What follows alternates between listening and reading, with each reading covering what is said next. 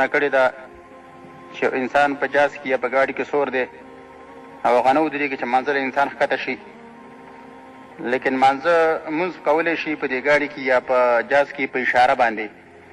سمه رکوع سجده نه شي کولی، خو لیکن په اشاره باندې کولی شي. دا په اشاره باندې کول غوره دي، او که پرېښودل وروسته به سم په خپل وروسته به سم په طریقه باندې کول غوره دي. کومه یو طریقه صحیح ده؟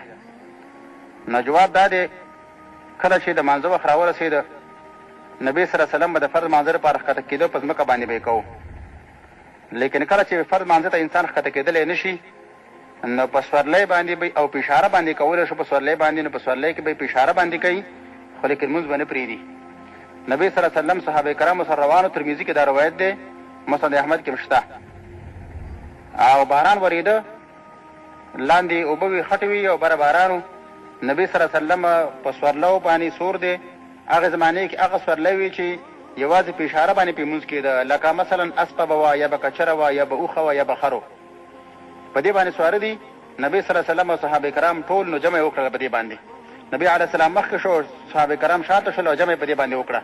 نو ګوره په اشاره باندې مونځ کړی دی. نو چې کله تا په اشاره باندې مونځ کولی شو، نو پرېږدې به یې نه.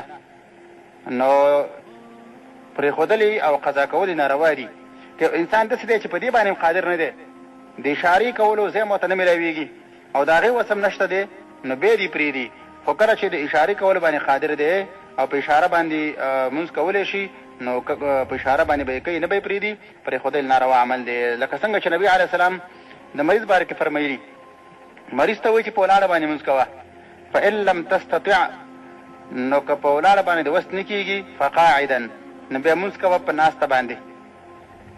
نبي علیه السلام ورته وایي وجعل رکوعک او وجعل سجودک اخفض من الرکوع، سجده دې خپله د رکوع نه لاندې وګرځوه. بیا د که هغه هم وس نه کېږي، بیا په اړخ باندې وکړه.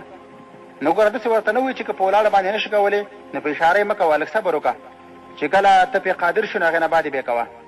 بلکې که انسان په ولاړه باندې مونځ کولی شو، په ولاړه به یې کوي.